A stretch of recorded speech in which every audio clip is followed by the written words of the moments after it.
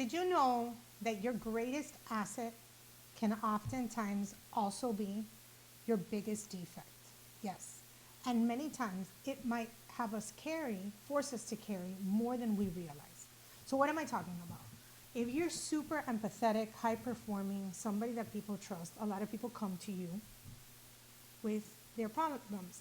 And a good leader does listen. Also, if you're somebody who's super self aware and constantly trying to process, improve, when do you decide what feedback is good and when you need to create some space?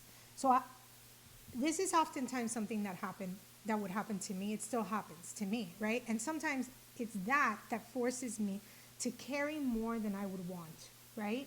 So I created this tool in my mind one day when I needed to create some distance between feedback that was given to me, maybe not in the best form, maybe it didn't even come from the right place, or it wasn't delivered maybe in a way that was as productive as I would have wanted it to be, yet I knew that it would be a missed opportunity if I didn't at least think about it and extract from it some value. So when someone brings you feedback, because feedback is hard to hear, right? Emotion and stress, even criticism, imagine that they set a box on your desk. You open it, you look for what helps you grow. I like to think of it like the old box in my grandmother's house, right? Where there's a bunch of junk, but then there's some stuff that might be valuable. Sifting through it, right? Look for what helps you grow. There might be some truth in there. Maybe there's a perception you should understand that maybe you hadn't considered. Maybe there's a blind spot. Maybe that's worth paying some attention to.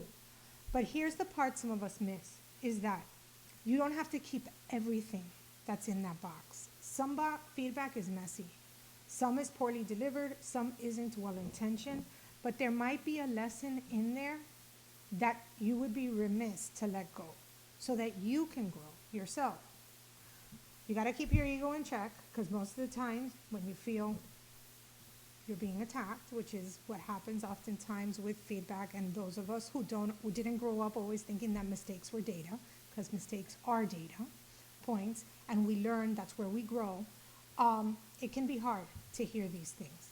So you need to keep your ego in check. And then there is, at one point, when we as women, we oftentimes ruminate. We start going over and over and over, and it's almost like overserved. It's almost overstayed its welcome, the feedback.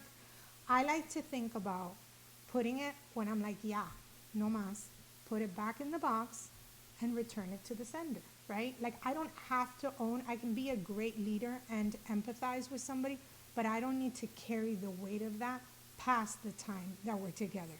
Just like any feedback that's given to me that maybe has overstayed its welcome and no longer serves me in a way of growth, I think about returning it to the sender. Put it back in the box and return it to the sender. You can always learn something without carrying it. So try this out this week. Take what helps you evolve, give back the rest. That's not avoidance. It's actually called leadership, boundaries, and self-agency.